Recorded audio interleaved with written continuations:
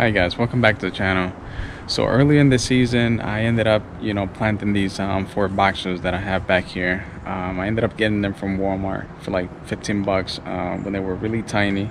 The spring is really not the best time to actually plant boxwoods. The summertime is really hard for them to actually survive. So you really got to keep, your eye on them because the summer heat would actually bake them. Now is the fall, and I'm gonna show you exactly how they look. They look pretty good. If you keep an eye on them during the summertime, if you keep watering them, they'll survive.